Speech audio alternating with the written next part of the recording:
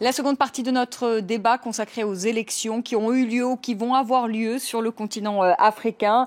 Avec une question, la révolution burkinabé peut-elle influencer sur les scrutins à venir? Il faut savoir qu'on votera au Tchad, on votera dimanche au Tchad, on va voter au Gabon, on va peut-être, parce que c'est pas gagné encore, peut-être qu'on votera d'ici la fin de l'année en RDC, en République démocratique du Congo.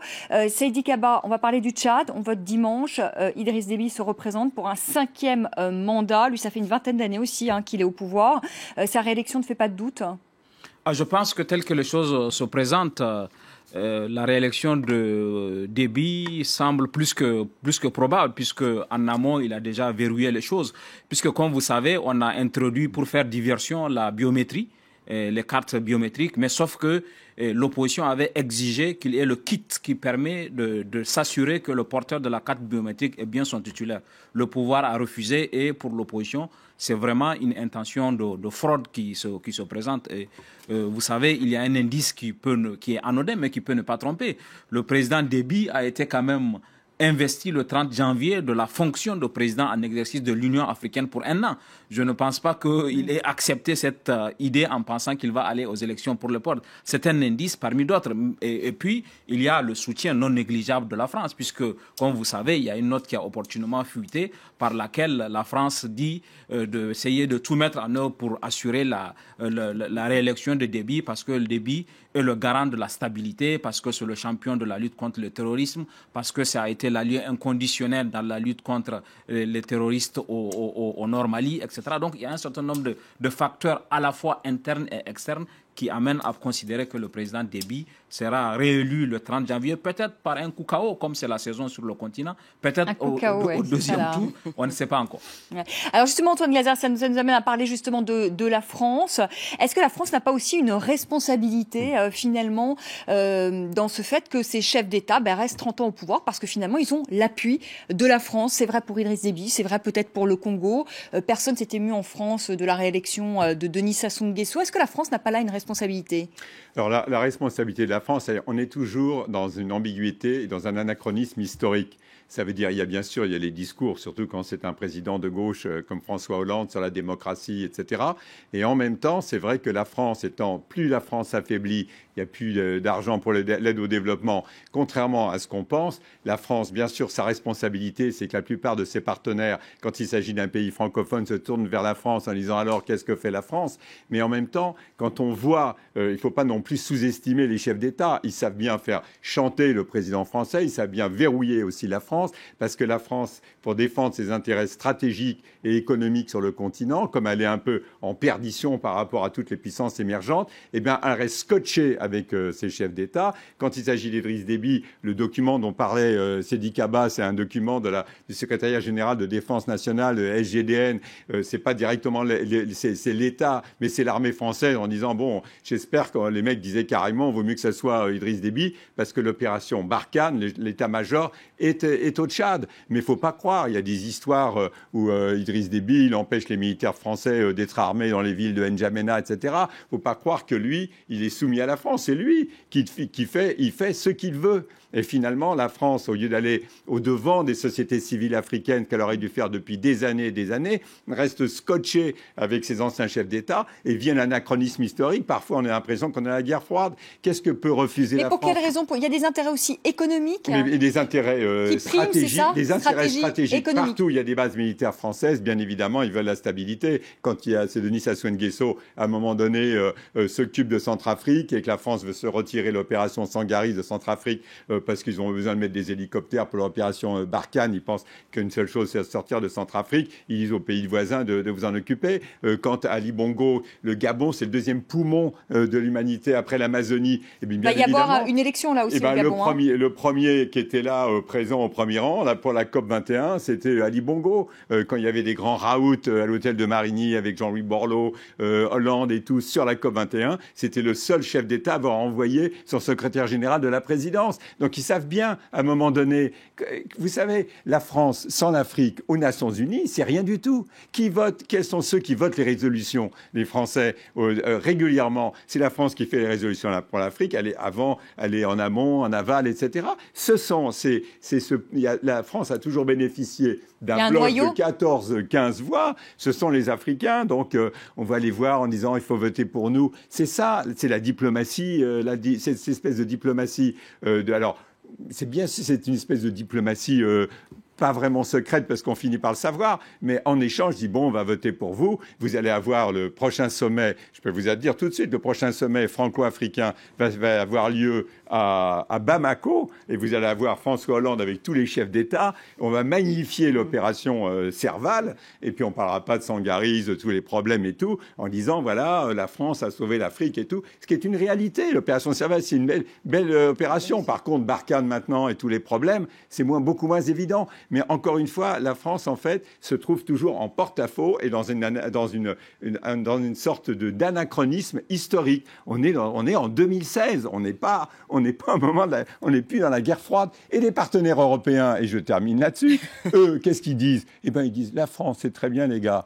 Vous avez été les gendarmes des soviétiques, vous avez été les gendarmes de l'Occident contre les djihadistes. Et nous, pendant ce temps-là, on fait le business.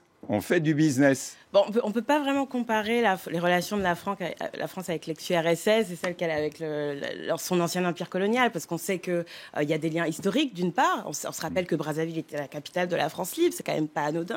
On se rappelle que il y a une monnaie qui unit le continent, cette partie du continent africain avec la France, donc c'est quand même pas rien. Et quelque part, historiquement, c'est presque, j'aurais envie de dire, normal que la France ait ce rôle-là à jouer, qu'on soit d'accord ou pas.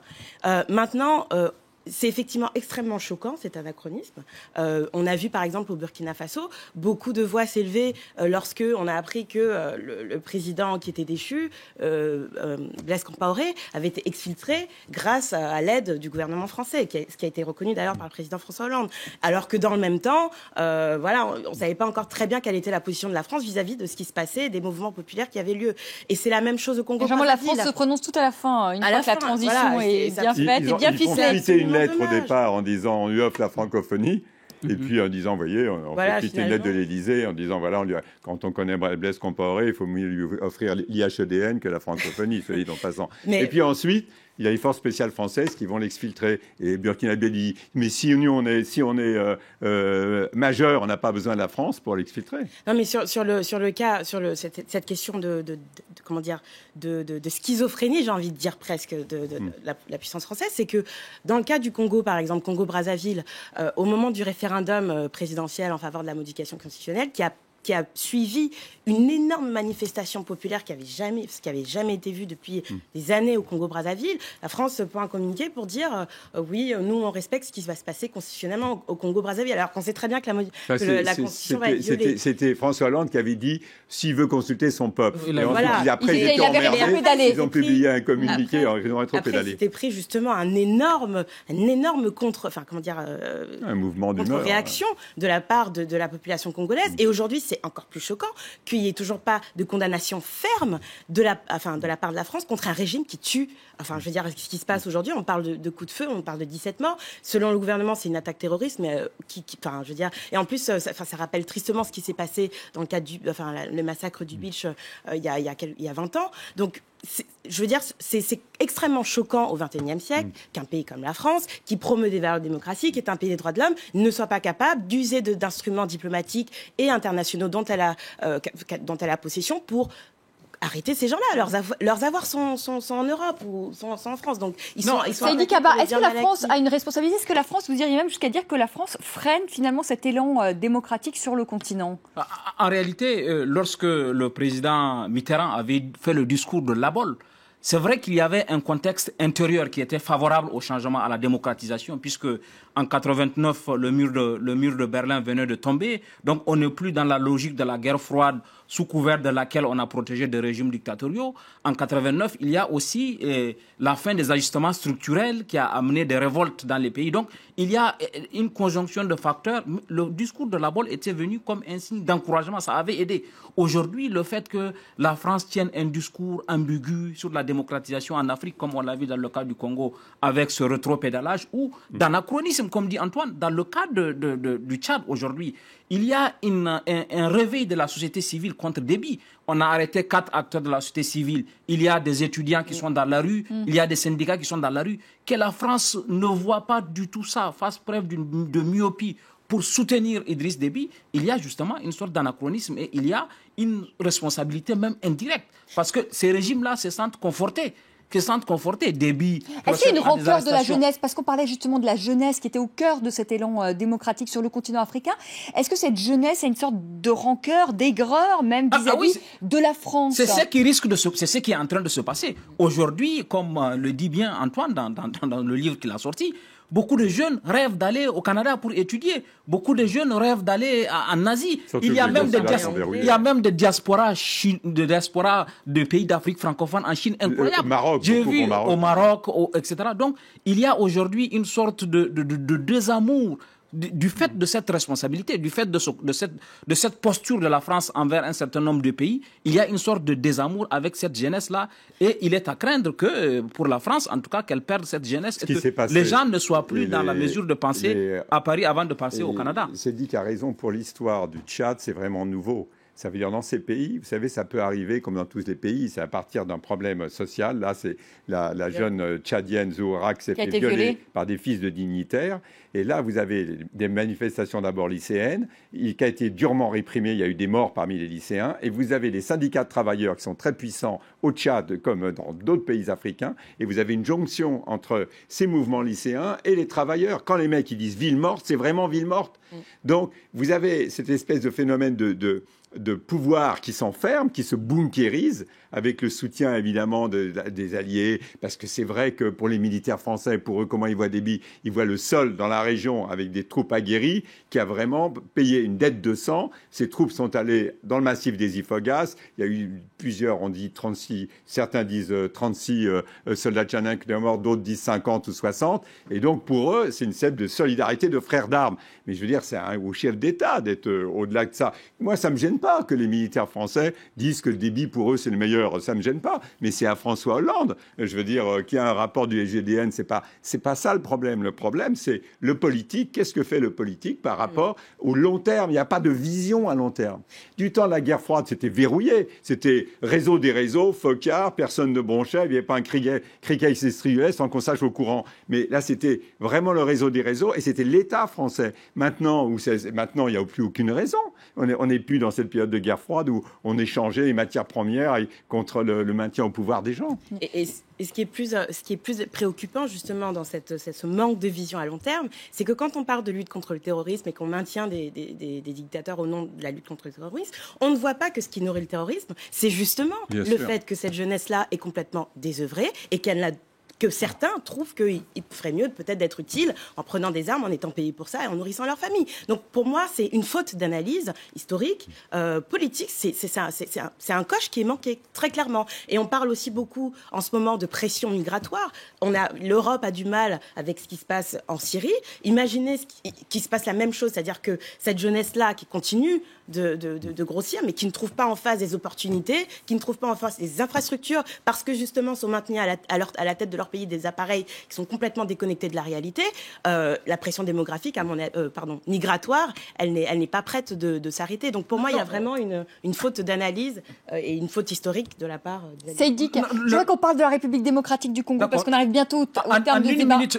Le rôle de la jeunesse est très important parce que au-delà de ce qu'on pense au Burkina Faso, c'est plus que l'article 37. C'est la jeunesse, le chômage de jeunes qui a été le fer de lance de l'insurrection populaire qui a chassé Blaise Compaoré. Parce qu'à un moment, les politiques étaient prêts à transiger sur l'article 37, Mais la jeunesse a dit on ne veut pas de Kampaoré parce qu'il n'y a aucune perspective avec lui, il faut qu'il parte. Donc la jeunesse, à mon avis, va être déterminante dans les changements qui vont avoir lieu sur le continent. Alors il y a un scrutin à suivre, qui sera suivi en tout cas de très près par la communauté internationale, c'est la République démocratique du Congo. Encore faut-il que ce scrutin ait lieu, il est prévu normalement pour la fin de l'année. Et là aussi, Joseph Kabila, il s'accroche. Lui, c'est pas la Constitution déjà, ses mandats, mais lui, il fait riper le calendrier. Ça veut dire, lui, il dit voilà, on n'a pas l'argent pour faire les élections, on n'est pas organisé, etc., pour se maintenir.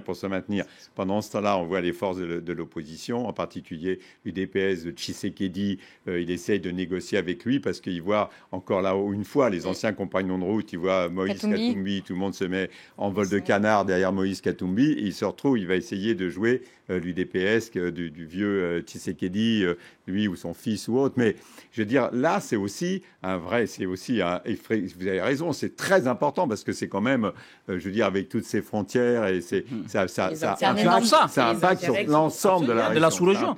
L'ensemble de la sous-région. Et le reste du monde d'ailleurs. Ouais, c'est là où la force de l'ONU, c'est la plus importante force de l'ONU, je crois, qui est déployée sur place. Il y avait 25 000 types, 1,5 milliard de dollars et tout, les gens restaient dans leur camp. Enfin, c'est dramatique. Beaucoup de scandales aussi, malheureusement, de viols de femmes à l'est du Congo, malheureusement. Justement, alors en RDC, est-ce que la société civile est très présente ?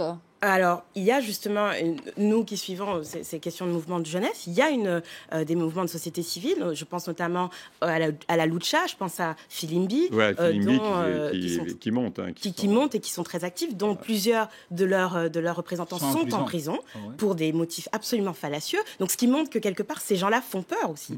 Et ce qui est intéressant avec cette jeunesse-là, c'est que je pense qu'elle a aussi participé justement de ce vol de canard convergent vers la candidature de Moïse Katumbi, parce que cette jeunesse était présente, ces oppositions historiques ont rencontré cette jeunesse-là à Dakar. Il y a d'ailleurs une note qui a fuité par des services secrets congolais qui disait que oui, Dakar accueillait un sommet de déstabilisation du Congo, ce qui est absolument faux. C'était simplement une réunion.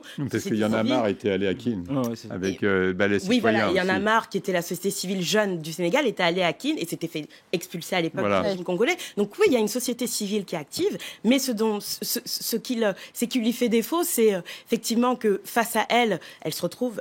Ce qui lui ferait défaut, c'est qu'elle se retrouve avec en face quelqu'un qui bénéficie d'un appui, d'un soutien international indéfectible et évidemment d'une communauté internationale qui ferme les yeux sur des crimes qui pourraient être commis par le pouvoir en place. Un mot, quand je dis Wono, je donne la parole à Seydi, comme sur les femmes. Est-ce que le changement ne peut pas venir aussi des femmes ? Est-ce qu'elles sont présentes dans la vie politique ? Parce qu'il y a quand même pas mal de femmes dans beaucoup de pays quand même qui sont ministres. Alors, il y a une femme présidente, Ellen Johnson Sirleaf au Libéria. Il y a Madame Zuma qui était à la tête de la commission de l'Union africaine. Est-ce qu'elles sont suffisamment présentes et est-ce que le changement peut pas venir aussi de ces femmes ? Alors, elles sont présentes, évidemment. Elles sont présentes d'abord parce que elles sont les piliers des familles et qu'elles ont une influence certaine sur ces familles-là et donc sur des citoyens qui vont voter. Elles sont malheureusement encore très peu visibles comparativement à la proportion qu'elles représentent dans la population, très peu visibles politiquement, mais elles ont un rôle fondamental à jouer. Et je pense que ce rôle-là, c'est vraiment celui de l'éveil des consciences et des mobilisations des consciences. Donc oui, elles ont clairement un rôle à jouer en dehors du cadre partisan et politique, simplement juste par le fait d'appuyer le socle, la société. Non, c'est clair. Allez, dernier petit tour de table. Je voudrais quand même dire qu'il y aura une élection hyper importante, mais qu'on ne va pas en parler parce qu'on n'a pas le temps là ce soir. C'est le Rwanda, c'est en 2017. Il a modifié la constitution, Paul Kagame. On peut donner le résultat. On peut donner le résultat, allez, on peut déjà donner le résultat. Un tour de table quand même, Seydi.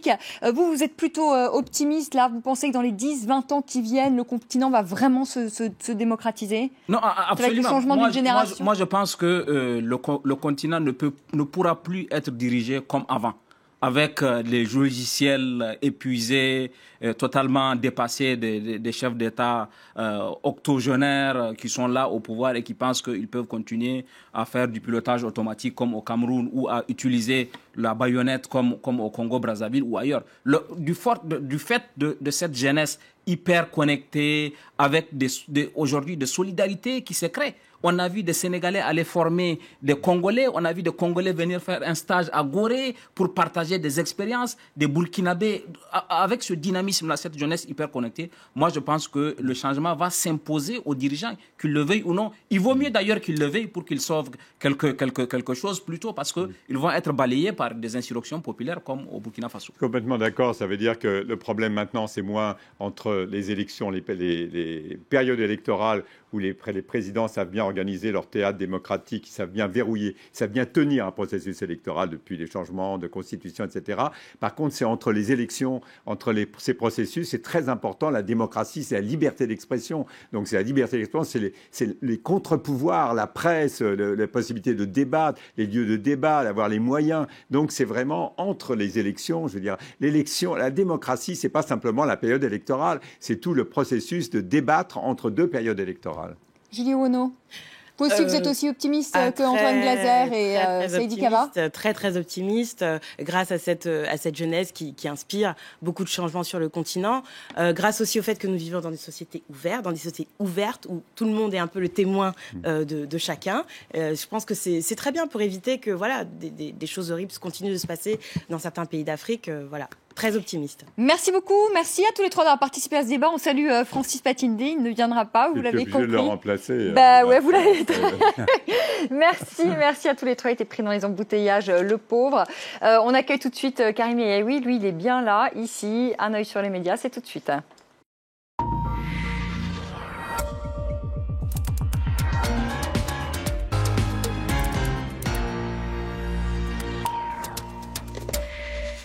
Les révélations du Panama Papers, c'est tous les jours un autre épisode et des dirigeants africains, pas des dirigeants, mais surtout des fils de hauts dirigeants ou de chefs d'État africains qui sont épinglés. Qui Alors des responsables, on va donner quelques noms. Il y en a notamment sur le site de RFI qui évoque ces responsables africains impliqués. Et c'est vrai qu'un certain nombre de proches de présidents africains ont vu leur nom cité dans cette affaire des Panama Papers. Alors c'est vrai que ce n'est pas directement des présidents. Le seul chef d'État directement impliqué, on a son visage sur le site de RFI, mais il n'est plus de ce monde. Il est décédé en 2008. C'est le Soudanais Ahmed El Mirghani. Du côté de RFI, on souligne que c'est vrai, il y a un certain nombre de membres de famille, si proches de dirigeants, le neveu du président Jacob Zuma, la veuve de l'ex-chef d'État guinéen Lansana Conté, le secrétaire particulier du roi du Maroc. Sur certains sites, on évoque des seconds couteaux, c'est ce qu'on explique sur ce site internet, ce site guinéen, mais en même temps, on évoque aussi ces familles qui ruinent l'Afrique. C'est sur le site de la Nouvelle Tribune, un autre site guinéen. On pourrait aussi parler de l'ancien directeur du renseignement rwandais ou encore du ministre de la Recherche du Congo-Brazzaville. Alors, on parle beaucoup de l'Algérie, dans les médias algériens, ce n'est pas une surprise, sur le site d'Algérie Focus. Alors il y a le nom du ministre de l'Industrie qui a été évoqué, mais Algérie Focus se concentre un petit peu plus sur cet argent qui coule à flot, l'argent du pétrole qui coule à flot dans les paradis fiscaux. Cet article souligne que les principaux acteurs du scandale de corruption qui a ébranlé la Sonatrach, c'est-à-dire la principale entreprise qui gère le pétrole algérien, eh bien leurs noms apparaissent dans ces Panama Papers, notamment celui de Farid Bejaoui. Le site du Monde a choisi de s'arrêter un instant sur cette même thématique. L'argent du pétrole passe par l'offshore. Cette image, c'est celle d'Abdelaziz Bouteflika et de l'ancien ministre de l'énergie Chakib Khalil qui a été en poste entre 1999 et 2010 et qui a dû partir, quitter l'Algérie à cause d'affaires de corruption. Eh bien, il est rentré, accueilli en grande pompe. Alors ça choque. En grande pompe en plus. Oui, en grande pompe en plus. Et ça choque évidemment une partie de l'opinion algérienne, mais ça souligne aussi évidemment cette espèce de côté intouchable dont jouissent les dirigeants algériens, même lorsqu'ils sont clairement impliqués dans des affaires de corruption retentissantes comme celle de la Sonatrach. Alors il y a cet article à lire sur Slate, qui est une reprise d'un article du magazine Quartz, qui nous explique que l'Afrique perd plus d'argent par l'évasion fiscale qu'elle n'en gagne avec l'aide internationale, et pas un peu plus, puisqu'elle ça serait de l'ordre de 3 fois plus. En gros, il y a 3 fois plus d'argent qui sort par l'évasion fiscale que d'argent qui rentre par l'aide internationale. Un chiffre évidemment choquant, important de le rappeler. Alors on pourrait aussi parler du Maroc, mais comme le souligne Jeune Afrique, les révélations du Panama Papers ne semblent pas beaucoup choquer les Marocains, puisque cet article souligne que l'offshore est presque une tradition. Mais il y a peut-être un autre élément qui pourrait expliquer cela, c'est-à-dire du côté du Monde. eh bien, un certain nombre de médias ont tenté de démonter ces révélations parues dans Le Monde et dans un certain nombre de médias internationaux. Il y a un site internet qui s'appelle 360 et qui est réputé pour être proche du pouvoir. Il y a un mois à peu près, avant ces révélations, eh bien, ce site internet démontait ces révélations à venir en expliquant que tout ça n'avait strictement aucun fondement. Et évidemment, ce genre de discours relayé par des sites qui sont tout de même assez lus au Maroc peut expliquer le fait que c'est un retentissement moindre au Maroc. En France, le mouvement La Nuit debout fait des émules. Alors c'est vrai qu'on en parle beaucoup de cette nuit debout. Le monde entier nous regarde, titrait aujourd'hui Le Figaro. Alors ce mouvement est né dans la foulée de ces manifestations contre la loi travail. Et aujourd'hui, comme le souligne Paris Match, il se propage en France. Le site du Parisien notamment souligne des initiatives du côté de Lyon, Nantes, Toulouse. Évidemment, des initiatives largement relayées sur Twitter, puisque le compte Twitter de La Nuit debout existe. Il se décline même de plusieurs façons. On a même des comptes Twitter La Nuit debout du côté de Bruxelles. On sent bien qu'on veut faire exploser les frontières. Alors évidemment, les politiques regardent ça entre inquiétude et intérêt. Un certain nombre de politiques se sont même rendus du côté de la place de la République, du côté du Parti communiste ou encore d'Europe Écologie Les Verts. Jean-Christophe Cambadélis, lui aussi, y est allé, mais apparemment, personne ne l'a reconnu. C'est ce que raconte le site du Lab. En tout cas... Il avait peut-être un petit chapeau. En tout cas, aujourd'hui, ce mouvement tente de gagner en ampleur, mais avec un certain nombre de défis, échappés à une éventuelle récupération politique et en même temps inventer une relation aux médias pour éviter d'être caricaturé. À lire notamment sur le site d'Arrêt sur Image, ou encore cette interview à lire sur le site de Télérama de François Ruffin. C'est le réalisateur d'un film qui sert en quelque sorte de matrice à ce mouvement, le réalisateur d'un documentaire plutôt qui s'appelle Merci Patron. Il s'explique et il explique un peu ce mouvement sur le site de Télérama. Merci beaucoup, merci Karim. Merci encore à tous les trois d'avoir participé à ce débat. Merci à vous de nous avoir suivis. Très belle soirée sur France 24, tout de suite le journal. Et je vous retrouve demain soir à partir de 18h, heure de Paris. À demain.